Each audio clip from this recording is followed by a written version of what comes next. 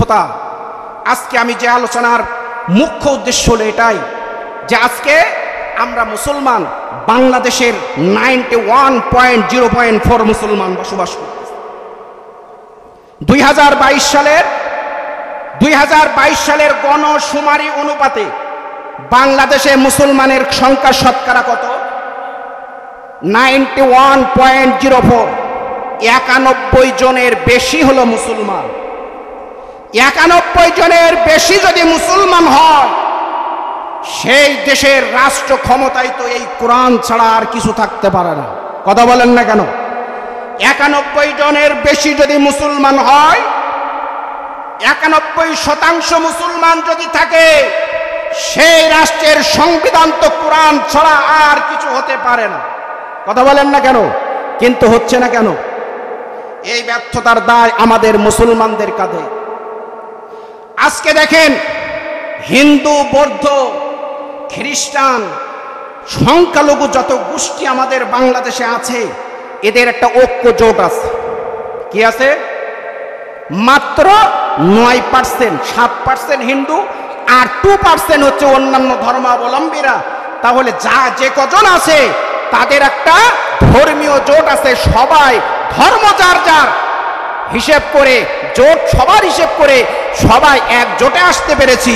কিন্তু আমরা সেই 91% মুসলমান বিভিন্ন দলে ভাগ হয়ে গিয়েছি। একটা আমাদের ধর্ম ইসলাম, কিন্তু বিভিন্ন দলে ভাগ হয়ে গিয়েছি। আমরা তো জোট করার প্রয়োজন ছিল না, মুসলমানদের তো একটাই দল হওয়ার কথা ছিল। কথা বলেন ঠিক কিনা? কথা কি আপনারা বুঝেন? কথা কি আপনারা বুঝেন? মুসলমান ধর্ম যখন একটাই, দল একটাই হওয়ার কথা ছিল, যেখানে আমার দেশে অন্যান্য ধর্মাবলম্বীরা যাদের ধর্মের কথা চিন্তা না করে ঐক্য জোট করতে পারে, আমরা মুসলমানরা সেখানে ব্যর্থ। সম্মানিত ভাইরা আমার, আল্লাহ রাব্বুল আলামিন তার এই কুরআনুল কারীমের ভিতরে সূরা মায়দার 3 নম্বর আয়াতে কারিমার ভিতরে জানায়া দিলেন, আল-ইয়াউমা আকমালতু লাকুম দীনাকুম, আল-ইয়াউমা আকমালতু লাকুম দীনাকুম ওয়া আতমামতু আলাইকুম নি'মাতি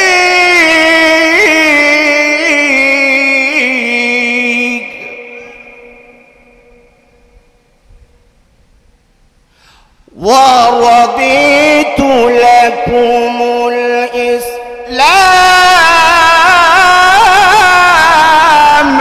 دِينًا।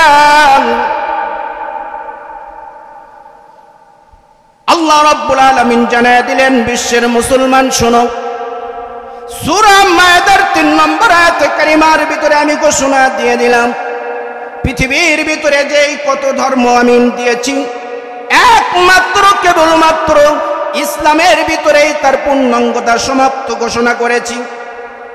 তাফসীরের কিতাবের ভিতরে লেখেন, এই সূরা মায়দার 3 নম্বর আয়াতে কারিমা যখন নাজিল হয়েছিল, দিনটা ছিল শুক্রবার, জুমার দিন। যেই দিনটা ছিল ইয়াউমে আরাফা, আরাফার দিন। আল্লাহর নবী বিশ্ব নবী রাহমাতুল লিল আলামিন বলেন, সাইয়্যিদুল আইয়াম ইয়াউমুল জুমআ, দিন সমূহের ভিতরে সর্বোত্তম এবং সরদার হচ্ছে জুমার দিন। ইয়াউমে আরাফা হচ্ছে গোটা বছরের ভিতরে শ্রেষ্ঠ দিন, দিনের ভিতরে শ্রেষ্ঠ, সপ্তাহের মাঝে সেদিন হিসেবেও শ্রেষ্ঠ একটা দিন।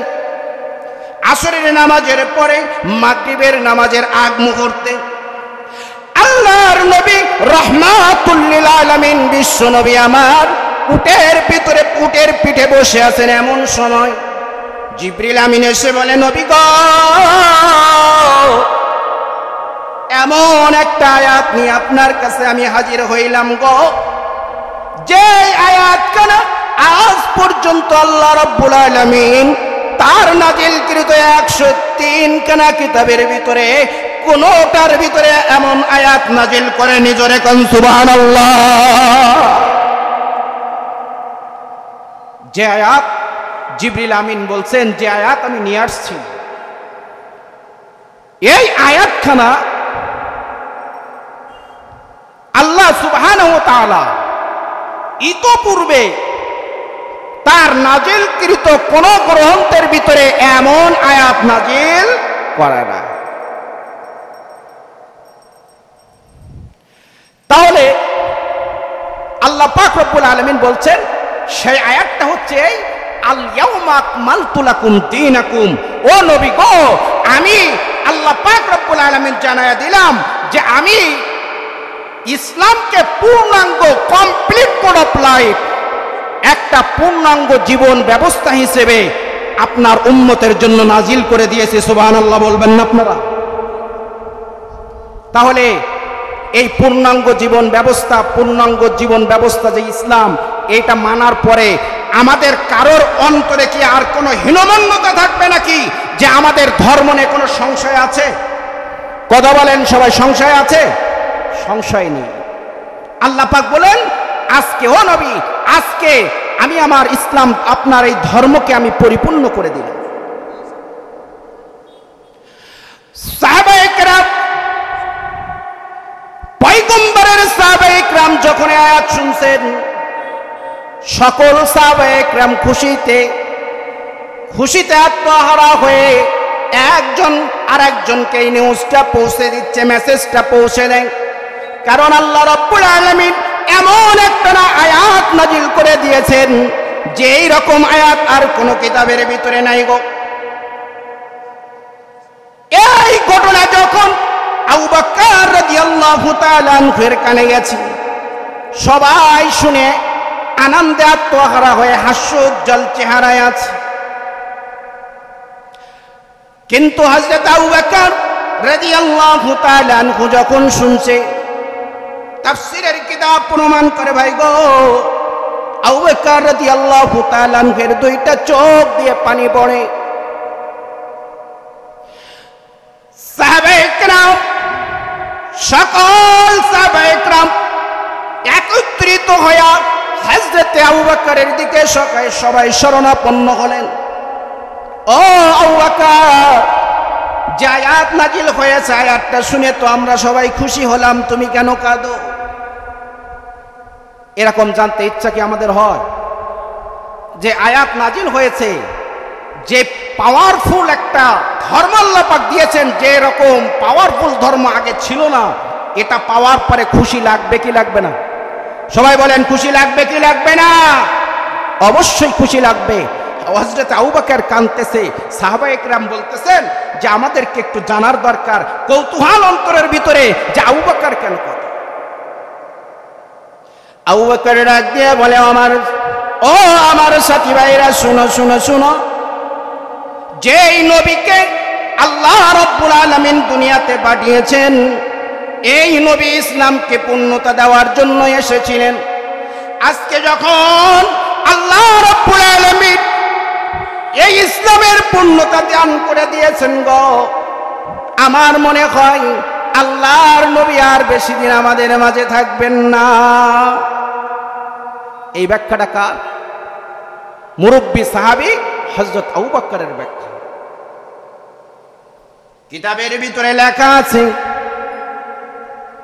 যেদিন এই আয়াত নাজিল হয়েছিল, এই আয়াত নাজিল হওয়ার পর থেকে নিয়ে একদিন, 2 দিন, 3 দিন যায়, এক করে 2টা মাস চলে গেল গো। 2টা মাস যাওয়ার পরে আল্লাহর নবী রাহমাতুল লিল আলামিন আর পৃথিবীতে 3টা মাস তিনি অতিক্রম করতে পারে নাই। সকল তাফসীরের কিতাব খুলে দেখলাম গো, মাত্র 81 দিনের মাথায় এই আয়াত নাজিলের পরে 81 দিন, 80 দিন পরে 81 দিনের মাথায় আল্লাহর নবী রাহমাতুল লিল আলামিন, আপনার আমার পয়গম্বর, তিনি ইন্তেকাল করে চলে গিয়েছেন। এটা বুঝতে পেরেছিলেন কে? হযরতে আবু বকর রাদিয়াল্লাহু তাআলা। উনি বুঝে নিয়েছিলেন যে আল্লাহর নবীকে পৃথিবীতে পাঠানো হয়েছে ইসলাম ধর্মকে পূর্ণতা দেওয়ার জন্য। সুতরাং আল্লাহ পাক রব্বুল আলামিন যেহেতু এই ইসলামের পূর্ণতা দিয়ে দিয়েছেন, আমার বিশ্বাস হচ্ছে, আবু বকর বলতেছে যে আমার বিশ্বাস হচ্ছে যে আল্লাহর নবী হয়তোবা আর দীর্ঘদিন আমাদের মাঝে থাকবে না। সম্মানিত ভাইরা, সুতরাং ইসলামের পূর্ণতা যেহেতু আছে আর কোরআন সেটাকে অনুমোদন দিয়েছে, কোরআন সেটাকে অনুমোদন দিয়েছে, সুতরাং এই ব্যাপারে কোন রকমের সন্দেহ আর সন্দিহান যদি কেউ থাকে তার ঈমান থাকতে পারে না। সুতরাং সম্মানিত মুসলিম শ্রোতা ভাই বোনেরা, আপনাদেরকে বলতে চাই এই পূর্ণাঙ্গ জীবন ব্যবস্থা আল কোরআন, আজকে আমরা এই কোরআন অনুযায়ী নামাজ পরিচালনা করি, এই কোরআন অনুযায়ী রোজা যাকাত সব বিধিবিধানগুলো পরিচালনা করি, কিন্তু যেই বলা হয় এই কোরআন কেনা দিয়ে এই রাষ্ট্রটা চালা পরিচালনা করা হোক, তখনই সমাজের এক শ্রেণীর মানুষের মাঝে অ্যালার্জি আসে না? আসেনি? আপনাদের এলাকায় তো নাই, আছে? বাহ, নেতা কি চমৎকার মাহফিল, তাফসির মাহফিল যদি হয় 1000 না 10,000 টাকা দিবে। কত? সবাই বলেন কত? 10,000 না 50,000 টাকা দিতে রাজি। কিন্তু নেতা যদি বলা হয় যে কোরআন অনুযায়ী দেশটা পরিচালনা করুক, তখন নেতার মুখটা বেজার হয়। কারণ নেতা চিন্তা করে 50,000 টাকা তাফসির মাহফিলে দিলে আমার কোনো আসে যায় না, কারণ আমি ডেইলি 5 লক্ষ টাকা ঘুষের টাকা ইনকাম করি। কথা বলেন ঠিক কিনা? আসেনি এরকম নেতা? 5 লক্ষ টাকা ডেইলি কামাই করি, কোরআনের মাহফিলে যদি 50,000 যায়, আপত্তি আছে? আপত্তি নেই। তবে যদি কোরআন, এই কোরআন যদি বাংলার সংসদে বসানো হয়, আমার 5 লক্ষ টাকা বন্ধ হয়ে যাবে। কথা বলেন ঠিক কিনা? আমার কত টাকা বন্ধ হবে? 5 লক্ষ টাকা বন্ধ হবে।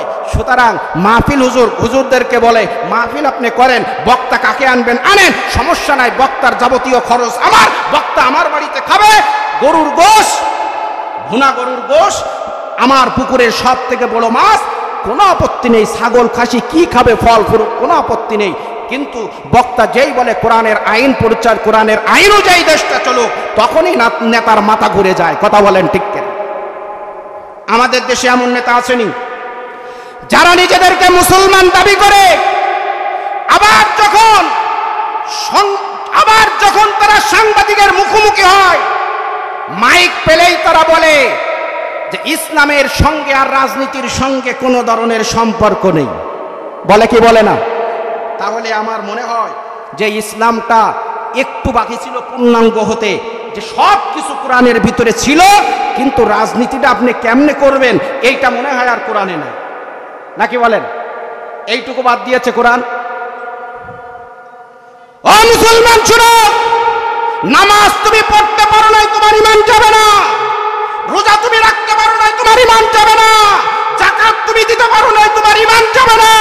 কিন্তু যদি তুমি বলো রাজনীতির সঙ্গে কোরআনের সম্পর্ক নাই, তোমার এক জাররা ঈমান থাকতে পারে না। কথা বলেন ঠিক কিনা?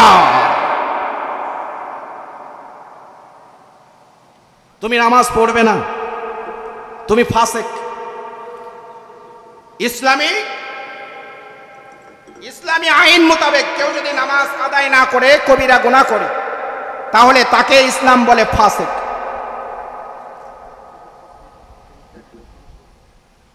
আল্লাহুম্মা সাল্লি আলা, পড়েন সবাই।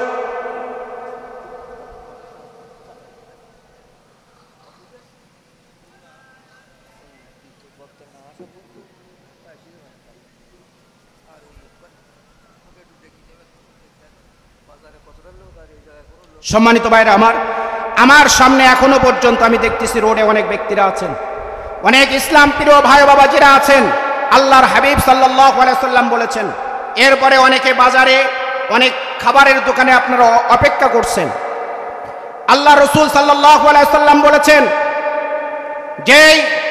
যেখানে আমি এবং আল্লাহ রাব্বুল আলামিনের কোরআনের কথা হয়, সেই মজলিসটাকে দুনিয়ার জান্নাতের ঘোষণা দেওয়া হয়েছে। জোরে কোন সুবহানাল্লাহ।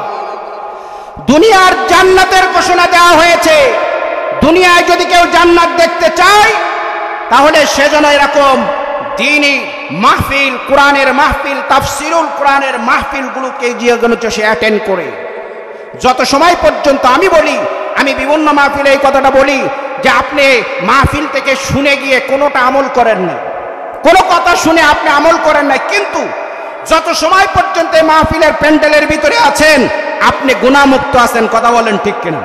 কিন্তু যে আপনি চায়ের দোকানে যাবেন, চায়ের দোকানে যেতে যেতে আপনি আপনার পড়শি হোক, পার্শ্ববর্তী কে হোক, বিভিন্ন লোকের, বিভিন্ন নেতাবর্গ ইত্যাদি বিভিন্ন শ্রেণী পেশার মানুষের গীবতের ভিতরে আপনি লিপ্ত হয়ে যাবেন। কথা বলেন ঠিক কিনা? কিন্তু গীবত এমন একটা পাপ, আল্লাহ রসুল বলেছেন যেই পাপ আমি আল্লাহ রসুল ক্ষমা করার যোগ্য, আমি আল্লাহ রসুলকে পর্যন্ত ক্ষমা করার অধিকার দেওয়া হয় না। আল্লাহ পাক রব্বুল আলামিন স্বয়ং নিজেই কিয়ামতের ময়দানে এই গীবতের গুনাহ ক্ষমা করবেন না। আল্লাহ বলবেন যাও বান্দা, যাও তার কাছে চলে যাও, যে ব্যক্তিকে তুমি তার পিছনে তার দোষ নিয়ে আলোচনা করেছো, অপবাদ দিয়েছো, অন্যায়ভাবে তার উপরে জুলুম করেছো, তার কাছে চলে যাও। কারণ আজকে কিয়ামতের ময়দানে নামাজ পড়নি তার বিচার আমি করব, রোজা রাখনি তার বিচার আমার হাতে। কিন্তু দুনিয়ার ভিতরে কারোর উপরে জুলুম করেছো, কারোর গীবত করেছো, এই গুনাহ আমি আল্লাহ ক্ষমা করব না, তার কাছ থেকে মাপ নিয়ে চলে আসো। সম্মানিত ভাইরা আমার, তাই আসুন, যে আলোচনা আমি করতেছিলাম, আল্লাহ রাব্বুল আলামিন এই কোরআনটাকে পূর্ণাঙ্গ রূপ দিয়েছেন, ইসলামী জীবন ব্যবস্থাকে পূর্ণাঙ্গ রূপ দিয়েছেন। সাহাবায়ে কেরাম রাদিয়াল্লাহু তাআলা আনহুম এই কোরআনের আলোকে যখন সাহাবায়ে কেরাম রাদিয়াল্লাহু তাআলা আনহুম আজমাইন রাষ্ট্র পরিচালনা করেছেন, রাষ্ট্রের ভিতরে হযরত ওমর ইবনুল খাত্তাব রাদিয়াল্লাহু তাআলা আনহু তার জীবন কাহিনী পড়ে দেখেন, তার জীবন কাহিনীতে যেই সমস্ত দর্শনগুলো রয়েছে, আজকে এই দর্শনগুলো, এই ঘটনাগুলো, এই ইতিহাসগুলো আমাদের স্কুল কলেজে পড়ানো হয় না। না পড়ানোর কারণে আজকে সেই রাজনীতি আমরা শিখতে পারি নাই। আমরা সেই লেনিন, কার্ল মার্কস তাদের রাজনীতি শিখে মনে করি যে রাজনীতির সব কিছু মনে হয় কোরআনে নাই। ছোট্ট একটা ঘটনা বলি। হযরত ওমর ইবনুল খাত্তাব রাদিয়াল্লাহু তাআলা আনহু ওয়ার্দ জাহানের প্রেসিডেন্ট ওমর ইবনুল খাত্তাব, উনি শুনতে পেয়েছেন জেরুজালেম, ফিলিস্তিন জেরুজালেম মদিনাতুল মুনাওয়ারা থেকে 1000 কিলোমিটারের ডিস্টেন্স। জেরুজালেম মুসলিম সৈন্যবাহিনী ঘিরে রেখেছে। জেরুজালেমের ভিতরে যে ইহুদিরা আছে তারা বলতেছে, কয়েকদিন ঘিরে রাখার পরে তারা যখন কোনো উপায় না পেয়ে তারা একথা বলতে বাধ্য হয়েছে যে মুসলমানদের আমিরুল মুমিনিন যদি আমাদের এখানে আসে, সে যদি আমাদের নিরাপত্তা ঘোষণা যদি সে প্রদান করতে পারে, তাহলে আমরা আমাদের এই দুর্গর দরওয়াজা খুলব না। এবার মুসলিম সৈন্যরা করলেন, হযরত আমিরুল মুমিনিন ওমর ইবনুল খাত্তাবকে বার্তাবাহকের মাধ্যমে ডাকতে পাঠালেন। হযরত ওমর ইবনুল খাত্তাব সঙ্গে সঙ্গে রওনা দিয়েছেন, উটের পিঠে করে রওনা দিয়েছেন। এখন উটটা এতটাই দুর্বল ছিল, 2 জনকে বহন করার ক্ষমতা রাখে না। আল্লাহর নবীর সাহাবী হযরত ওমর ইবনুল খাত্তাব, উনি আছেন আর একজন মানুষ, 2 জনে আসতেছেন, কিন্তু উটের ক্ষমতা এতটাই দুর্বল, 2 জনকে নিয়ে সে বহন করে চলতে পারে না। ওমর ইবনুল খাত্তাব রাদিয়াল্লাহু তাআলা আনহু আর সেই বৃদ্ধ 2 জন পালাক্রমে উটে চড়ে আসতেছে। আধা ঘন্টা ওমর ইবনুল খাত্তাব উটের পিঠে থাকে আর আধা ঘন্টা পায়ে হেঁটে যাচ্ছে। এই পালাক্রমে একটা ভাগাভাগি হয়ে গেল। জেরুজালেমে যখন পৌঁছাবেন দ্বার প্রান্তে, সেই সময় পালাটা হচ্ছে ওই বৃদ্ধ ব্যক্তি যিনি আছেন উনি থাকবেন উটের উপরে, আর আমিরুল মুমিনিন ওয়ার্দ জাহানের খলিফা হযরত আমিরুল মুমিনিন থাকবে উটের রশি ধরে সামনে টেনে নিয়ে যাবেন। এই অবস্থা যখন প্রায় জেরুজালেম পৌঁছে গিয়েছেন, মুসলিম সৈন্যরা দেখছে একই ব্যাপার, আমিরুল মুমিনিন উটের রশি ধরে টেনে নিয়ে আসতেছে। এখন ইহুদি এরা যদি দেখে তাহলে তো ইসলামের প্রতি তাদের অনীহা সৃষ্টি হবে। হযরত ওমরের গিয়ে বললেন, ইয়া আমিরুল মুমিনিন, আপনি উটের উপরে, উটের পিঠে উঠুন, উনাকে নিচে নামিয়ে দিন। আমিরুল মুমিনিন বললেন, খবরদার, এ কাজ আমি উমর জ্ঞান থাকতে কোনোদিন করতে পারবো না। জোরে বলেন সুবহানাল্লাহ। ও মুসলমান ভাইরা আমার, মুসলিম সেনাপতি আব্দুল্লাহ ইবনে উবাইদা রাদিয়াল্লাহু তাআলা আনহু আমিরুল মুমিনিনকে গিয়া বলে, আমিরুল মুমিনিন গো, আপনি যদি উটের উপরে উঠতেন, উটের পিঠে উঠতেন, তাহলেই ভালো হতো। হযরত আমিরুল মুমিনিন হযরত উমর ইবনুল খাত্তাব বলেন, ও উমাইদা শোনো, আজকে এই বৃদ্ধ ব্যক্তি, তার সঙ্গে যেই চুক্তি আমার হয়েছে, এখন যদি আমি উটের পিঠে উঠে যাই তাহলে সেই চুক্তিটা ভেঙে যাবে, তাই তো নাকি? চুক্তি ভেঙে যাবে। পৃথিবীর মানুষের চুক্তি রক্ষা করতে গিয়ে কিয়ামতের ময়দানে যেদিন আল্লাহ রাব্বুল আলামিন আমাকে যদি ওই আসামির কাঠগড়ায় দাঁড় করিয়ে দেন, আমি উমর আল মুমিনিন, আমি উমর ইবনুল খাত্তাবের আর কোনো প্রশ্নের জবাব দেওয়ার মতন ক্ষমতা থাকবে না। সুতরাং যেই পথে যেইভাবে হাঁটতেছি সেইভাবে হেঁটে হেঁটে আমি ওই জেরুজালেমের সেই কবটের সামনে গিয়ে হাজির হয়ে যাব। ওরা হাজির হওয়ার পরে ইহুদি সম্প্রদায় যখন আসছে, আসার পরে দেখে আমিরুল মুমিনিন তিনি রশি টেনে টেনে নিয়ে আসতেছেন। ওই সময় ওই মুহূর্তে ওই ইহুদিরা চিন্তা করলো ব্যাপারটা কি। আমিরুল মুমিনিন উমর ইবনুল খাত্তাব বললেন, এই ইহুদি জাতি শুনে নাও, আজকে তোমাদের সঙ্গে আমার সঙ্গে একটা চুক্তি হবে। এই চুক্তিটাও যেন ভঙ্গ না হয় তার একটা দৃষ্টান্ত হচ্ছে আমি আমিরুল মুমিনিন। কারণ এই বিরুদ্ধর সঙ্গে আমি চুক্তি ভঙ্গ করি নাই, যার কারণে আমি ওই উটের পিঠে উঠে আসে নাই, আমি হাঁটতে হাঁটতে চলে এসেছি যেন কিয়ামতের ময়দানে আল্লাহ রাব্বুল আলামিন আমাকে যখন ধরপাকড় না করেন। ইহুদিরা শোনার পরে সবাই ঐক্যমত হয়ে গেল, যদি এই উমর ইবনুল খাত্তাবের কাছে আমরা এই দুর্গের চাবিটা দিয়ে দেই আমাদের কোনো ক্ষতি হবে না। কারণ যেই মানুষটা একজন সাধারণ বিরুদ্ধর সঙ্গে যেই চুক্তি হয়েছে চুক্তিটা ভাঙে নাই, আমাদের সঙ্গেও চুক্তি ভাঙবে না। কথা বলেন ঠিক কিনা? সম্মানিত ভাইরা আমার, এত সময় পর্যন্ত যে আলোচনাগুলো করেছি, মহান রব্বুল আলামিন আমাদের প্রত্যেকের জীবনে আমল করার তৌফিক দান করুন। সকলে বলুন আল্লাহুম্মা আমিন।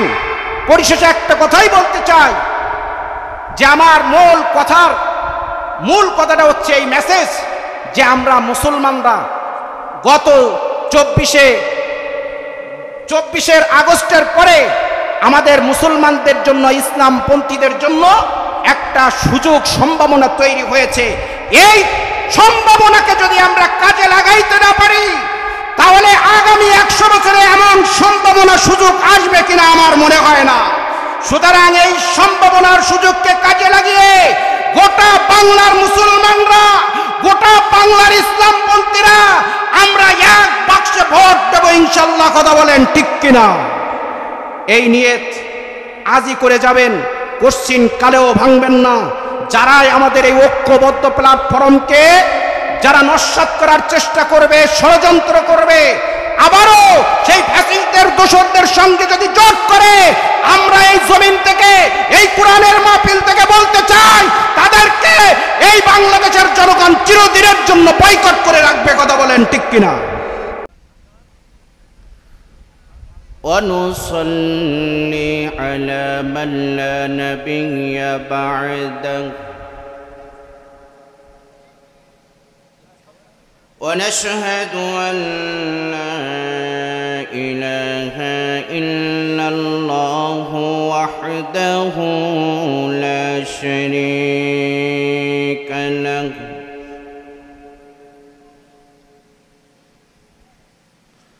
ونشهد أن سيدنا ومولانا محمدًا عبده ورسوله صلى الله تعالى عليه وعلى آله وأصحابه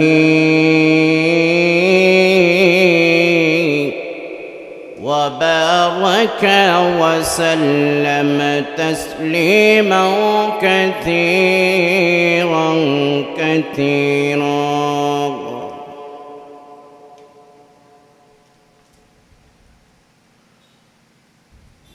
أما بعد فأعوذ بالله من الشيطان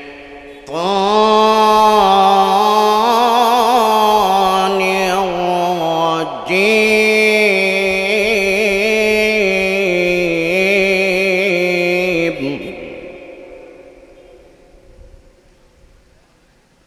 بسم الله الرحمن الرحيم.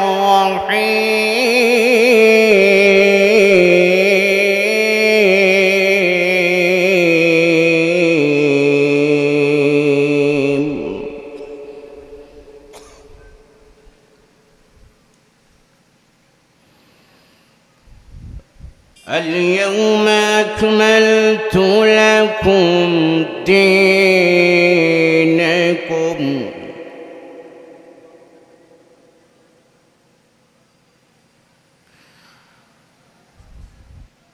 اليوم أكملت لكم دينكم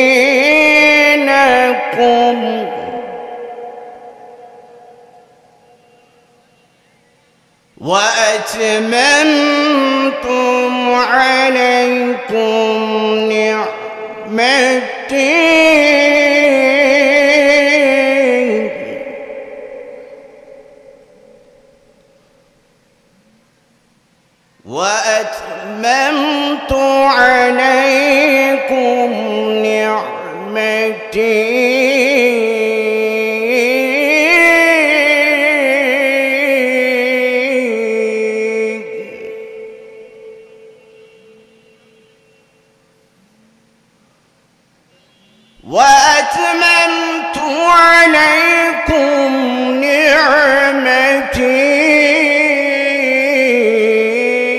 ورضيت لكم الإسلام دينا.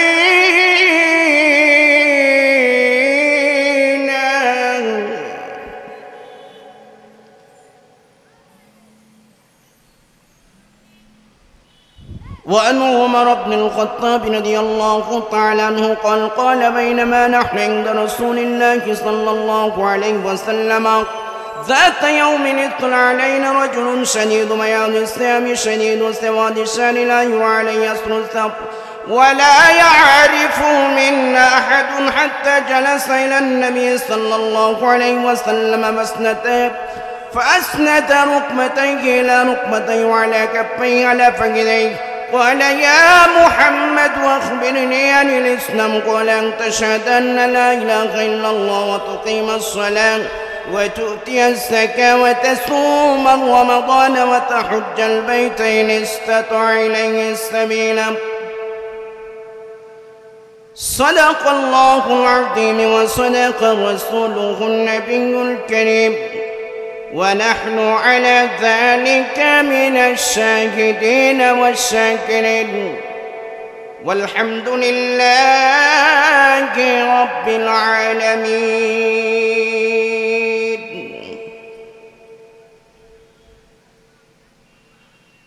বাংলাদেশ সীমান্তবর্তী জেলা সাতক্ষীরার অন্তর্গত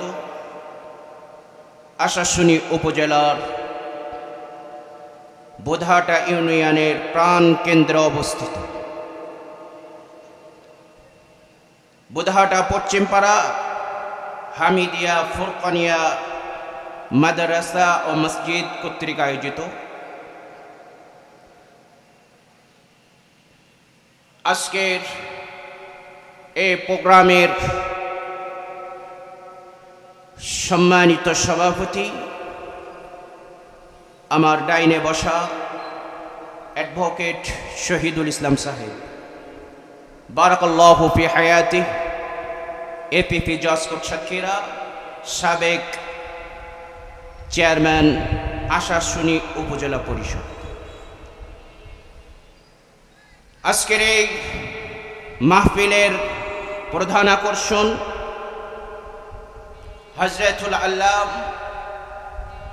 হযরত মাওলানা জাহাঙ্গীর হোসেন জিহাদি সাহেব বারাকাল্লাহু ফি হায়াতিহি। দ্বিতীয় বক্তা হিসেবে উপস্থিত আছেন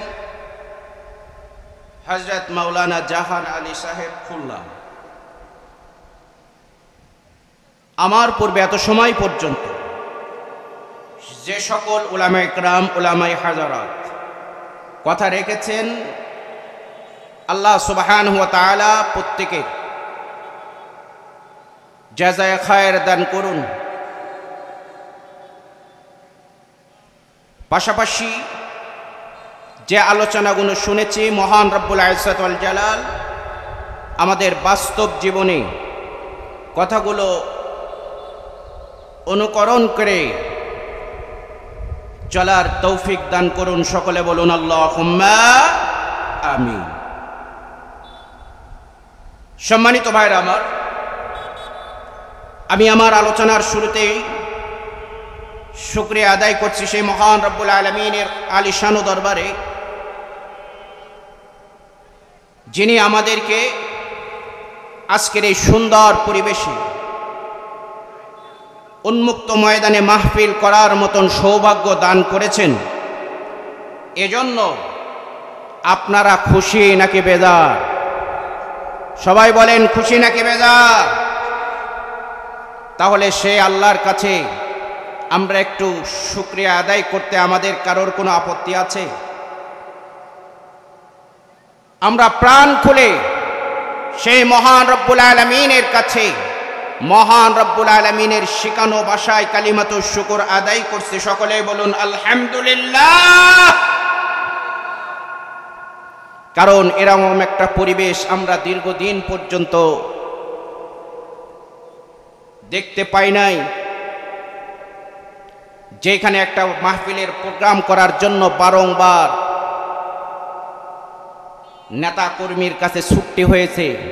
মাহফিল কমিটির জুতার পায়ের জুতা পর্যন্ত ক্ষয় হয়ে গিয়েছে। কথা বলেন ঠিক কিনা? অনুমতির পরেও জানতে চাওয়া হয়েছে মাহফিলের আলোচক বৃন্দ কোন দলের, কোন মতের। শর্ত দেওয়া হয়েছে মাহফিলে কোনো রাষ্ট্র বিরোধী কোনো কথা বলা যাবে না।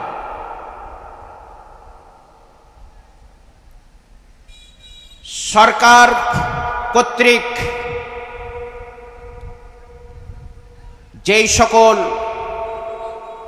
দুর্নীতি চলছিল, সেই দুর্নীতির বিরুদ্ধে কোনো কথা বলা যাবে না। এই কমিটমেন্ট নিয়েই মাহফিল কর্তৃপক্ষ মাহফিলের ইন্তজাম করে বিধায়, যার ফলে আমরা বিভিন্ন মাহফিলে যখন গিয়েছি, মাহফিলে যাওয়ার সঙ্গে সঙ্গে স্টেজে বক্তাদের হাতে একটা চিরকুট ধরিয়ে দেওয়া হয়েছিল। কথা বলেন ঠিক কিনা? এই চিরকুটে লেখা ছিল যে রাষ্ট্র বিরোধী কোনো কথা বলা যাবে না।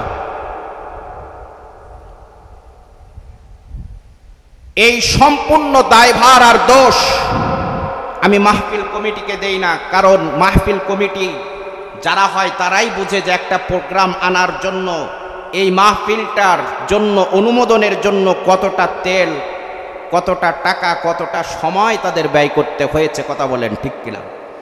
তারাও চায় যে এত কষ্টের পরে উলামায়ে কেরামকে দাওয়াত করে এত সুন্দর ইন্তজাম করার পরে যদি মাহফিলটা পণ্ড হয়ে যায়, তাহলে আমাদেরও ক্ষতি হবে, মাহফিল কমিটির বদনাম হবে ইত্যাদি কারণে কমিটি বাধ্য হয়ে আমাদের হাতে চিরকুট ধরিয়ে দিয়েছিল। কথা বলেন ঠিক কিনা?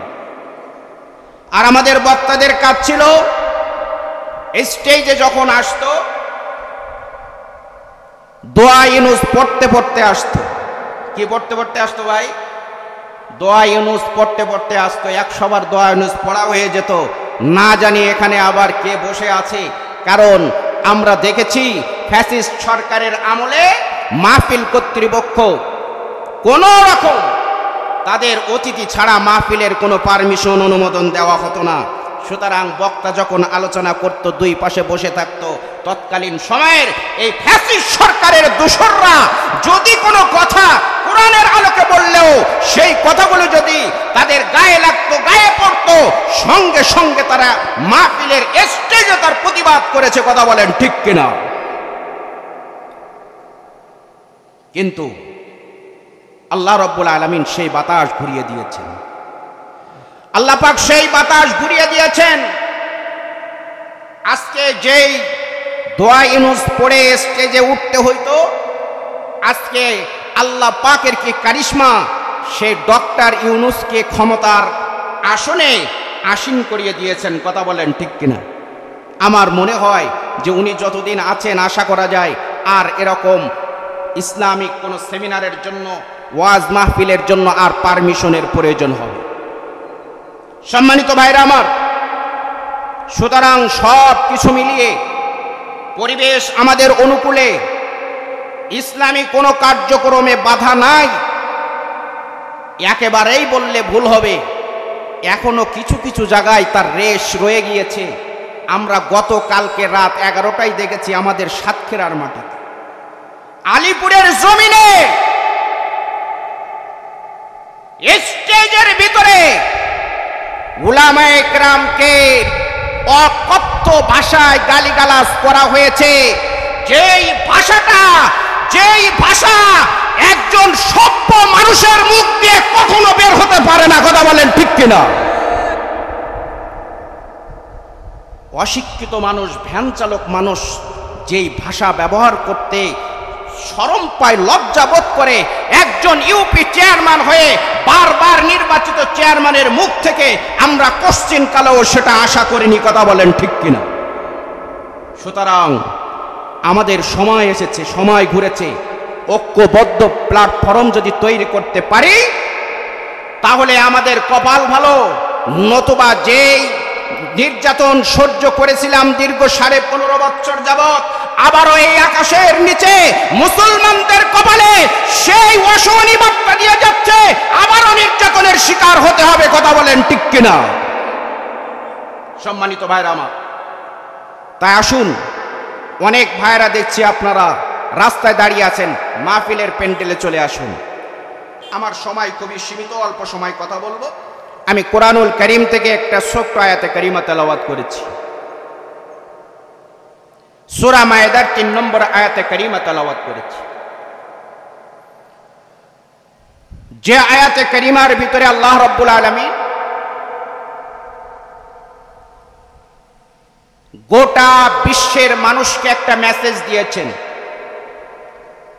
পৃথিবীর বুকে যদি কোনো ধর্ম পূর্ণাঙ্গ রূপ দিয়ে থাকে, এ টু জেড, তার ব্যক্তিগত জীবন থেকে নিয়ে রাষ্ট্রীয় জীবন পর্যন্ত, সে কিভাবে ঘুম থেকে উঠবে, ঘুম থেকে ওঠার পরে কিভাবে ফ্রেশ হবে, ওযু কালাম করবে, নামাজ আদায় করবে, সারাদিন তার কর্মসূচি কি হবে, সন্ধ্যা ঘনিয়ে আবার যখন রাত্রে নিদ্রায় যাবে, এর আগ পর্যন্ত একটা মুমিন মুসলমান, একজন মানুষ যদি সুস্থ সবল থাকতে চায়, ফ্রেশ মনের অধিকারী হতে চায়, তাহলে তার যে গাইডলাইনের প্রয়োজন আছে, এটা একমাত্র দিয়েছে এই কোরআন। এই কোরআন ছাড়া আর কোন ধর্ম দিতে পারে? কথা বলেন না কেন? পারে? আপনারা তো চুপসে গেছেন দেখছি, নাকি বাসার থেকে, বাড়ির থেকে নিয়ত করে আসছেন আজকের মাহফিলে কোনো কথা বলবো না? স্বামী আর স্ত্রী দুইজন সরকারি চাকরি করে, স্বামী স্ত্রী দুইজন সরকারি চাকরি করে, দুইজনের 50-50 1 লক্ষ টাকা বেতন। সকাল 8টায় ডিউটিতে যাচ্ছে, 5টা-6টায় ফিরতেছে। ঢাকার বুকে প্রচুর জ্যাম, ফিরতে ফিরতে, বাসায় ফিরতে ফিরতে রাত 9টা ক্রস করে 9:30 10টা ধরা করছে। সারাদিন পরিশ্রমের ফলে শরীরটা খুব টায়ার্ড, ক্লান্ত। স্বামী স্ত্রী দুইজন বাড়িতে ঢুকছে, বাড়িতে ঢোকার পরে বেডরুমে ঢুকছে, শরীরের সেই পোশাকটাও খুলে নাই, দুইজন বেডে শুয়ে পড়ছে, আর উঠতে মনে চায় না। এমনটা কি আমাদের মনে হয়? কথা বলেন, হয় কিনা? লং জার্নি করে আসছেন অথবা পরিশ্রমের কাজ করে আসছেন, যদি বিছানায় একটু শুয়ে পড়েন মনে চাই যে আধা ঘন্টা রেস্ট করে নেই। কথা বলেন ঠিক কিনা? ঠিক দুইজন একই পরিস্থিতির শিকার, স্বামী এবং স্ত্রী দুইজন। এখন একটু 2-5 মিনিট শোয়ার পরে দেখে যে মশা আছে না, আপনাদের দেশে আসেনি? আছে? এই মশার কাজ কি? কামড়ানো না? এই মশা ঘরের ভিতরে উপস্থিত, মানুষের রক্তের ঘ্রাণ পেয়েছে, আর বসে থাকে না। এখন গিয়ে স্বামীরও কামড়ায়, স্ত্রীরও কামড়ায়, দুইজনের এই মশা কামড়াচ্ছে। স্বামী স্ত্রীরে বলে একটু মশারিটা টানাও না। স্ত্রী বলে তোমারও যা বেতন আমারও। কথা কি বুঝতেছেন আপনারা? স্ত্রী কি বলছে? তোমারও যে বেতন আমারও সেম, সমান সমান, পারলে তুমি টানাও। দুইজনের ভিতরে ঠেলাঠেলি চলতেছে, কেউ মশারি টানাবে না। স্বামী বলতেছে ঠিক আছে। মশারি সে টানাবে যে সর্বপ্রথম কথা বলবে। দুইজন স্টপ, মুখ থেকে আর কোনো সাউন্ড নেই। এখন দুইজন স্বামী স্ত্রী সরকারি চাকরি করে। এলাকার চোর বাবারা, চোর ভাইরা তারা খুব ভালো করে জানে। চিন্তা করছে যে দুইজন তো সরকারি চাকরি করে, যদি বাড়িতে হানা দেয় রাত্রে তাহলে অনেক নগদ অর্থ, স্বর্ণ অলংকার সহ মোবাইল ফোন, ল্যাপটপ ইত্যাদি জিনিস আমরা চুরি করতে পারবো। চোর রাত 11:30টার দিকে যখন ঢুকছে, এত সময় পর্যন্ত স্বামী স্ত্রীর মাঝে কোনো কি নেই, কথা নেই। কারণ কথা বললে কি করতে হবে? মশারি টানাতে হবে। যে কথা বলবে মশারি ছে টানাবে। চোর বাবাজিরা, চোর ভাইরা ঢুকে এক এক করে ল্যাপটপ, মোবাইল ফোন, নগদ অর্থ, স্বর্ণ অলংকার যা ছিল সব কিছু ব্যাগের ভিতরে ভরা শেষ। স্বামী আর স্ত্রী দুইজন দেখে, কিন্তু মুখের ভিতরে কি নাই? কথা নাই। এক মশারি টানানোর কথা নিয়ে, তার অর্জিত সম্পদ নিয়ে চলে যাচ্ছে, তারপরেও কি করবে না? মশারি টানাবে না। এখন রাত 11:30 বাজে, সারাদিন না খাওয়া, পেটের ভিতরেও ক্ষুধা। চোররা চুরি করতেছে, প্যাকেটে ভরতেছে, বস্তায় ভরতেছে, সব কিছু দেখতেছে, মুখ দিয়ে কোনো কথা নেই। চোররা চিন্তা করছে বাহ সুন্দর তো, এখন আমাদের সুযোগ তো আরো আছে। এখন একজন চোর বলতেছে দেখো আর বাড়ি কি কি আছে, কারণ সুযোগ একদিন আসে, বারবার আসে না, এই সুযোগ আর হাতছাড়া করা যাবে না। চোরেরা চিন্তা করে দেখলো, খুঁজে খুঁজে আর মিসসেপের ভিতরে কাজের বুয়া কিছু ভাত আর তরকারি রান্না করে গেছে। এবার চোরেরা চুরিকৃত সেই সম্পদ, নগদ অর্থ, স্বর্ণ অলংকার, ল্যাপটপ, মোবাইল সবকিছু ব্যাগে ভরা কাঁধে নিচে, একাদে নিচে। এবার ভাতের সেই হাঁড়ি, তরকারের, একজন ভাতের হাঁড়ি মাথায় নিচে, আর একজন তরকারের হাঁড়ি মাথায় নিয়েছে। স্ত্রী চিন্তা করতেছে যে এত সময় পর্যন্ত যা কিছু নিয়েছো কোনো আপত্তি ছিল না, এখন যদি এই ভাতের হাঁড়ি নিয়ে চলে যায় তাহলে আজকে সারাটা রাত না খেয়ে থাকতে হবে। স্ত্রীর মনে আর ভালো লাগে না, শেষ পর্যন্ত বলেই রাখছে চোর চুরি যখন করবি সব নিয়ে যা, ভাতের হাঁড়িটা থুয়ে যা। এই সুযোগে স্বামী বলতেছে এই আগে মশারি টানা। স্বামী কি বলতেছে? এই আগে মশারি টানা। অর্থাৎ স্বামীর মনের ভিতরে এটা আছে যে এত কিছু চুরি হয়ে যাচ্ছে, সমস্যা নাই, মশারি টানানোই হচ্ছে সমস্যা। কথা যখন বলবে না, দুইজন টার্গেট করে আছে, নিজের সম্পদেরও গেল, ভাতের হাড়িও গেল। আজকের মুসলমান সমাজ আমরা মুখের ভিতরে তালা দিয়েছি। গোটা বিশ্বে প্রায় 200 কোটি মুসলমান থাকার পরেও আজকে ফিলিস্তিনের জমিনে আমার ভাইয়েরা রক্তাক্ত হয়েছে, তাদেরকে নির্মমভাবে, নিষ্ঠুরভাবে তাদেরকে হত্যা করা হচ্ছে, বম্পিং করে হত্যা করা হচ্ছে, নারী ও শিশুদেরকে ধর্ষণ করা হচ্ছে। আমাদের পার্শ্ববর্তী রাষ্ট্র ভারতের বুকে মুসলমানের উপরে আজকে অসহনীয় নির্যাতন চলতেছে। তার কারণ একটাই, আজকে যদি সেই খালিদ বিন ওয়ালিদের মতন একজন মুসলমান বেঁচে থাকতো, ভারত কেন, ওই ভারত আর ফিলিস্তিন নয়, ফিরাউন নয়, কেউ বাধা দিতে পারত না। সকলেই এক খালিদ বিন ওয়ালিদের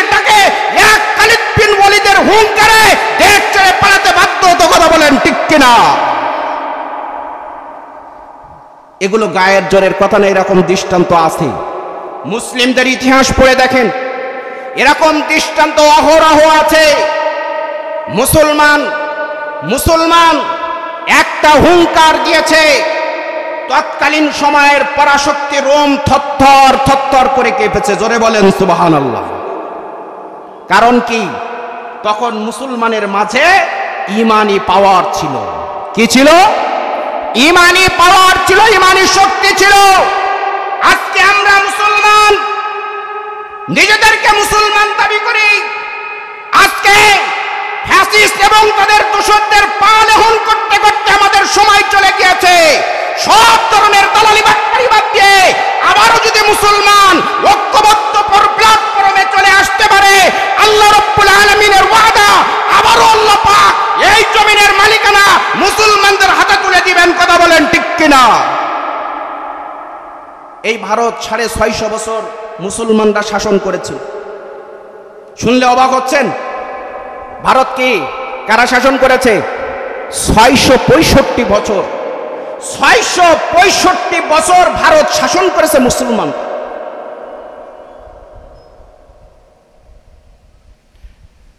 যেই ভারতে আজকে মুসলমানদের কোনো অধিকার নেই, আছে? কথা বলেন না কেন?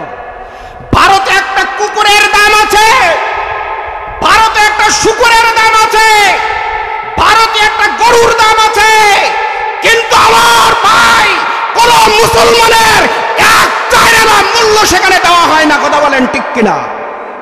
ভারতের কসাই মোদী সরকার, আপনারা জানেন রিসেন্টলি যে একটা আইন পাশ করেছে, ওয়াকফ বিল সংশোধনী 2025। শুনলে অবাক হবেন। ভারতের বুকে মুসলমানদের ওয়াকফিয়া সম্পত্তির পরিমাণ 38 লক্ষ একর সম্পত্তি, 8,720,000 প্রতিষ্ঠান। সুবহানাল্লাহ বলবেন না? কাদের প্রতিষ্ঠান এগুলো? মুসলমানদের কবরস্থান, মাদ্রাসা, মক্তব, মসজিদ। এইগুলো মোট কত? 8,720,000।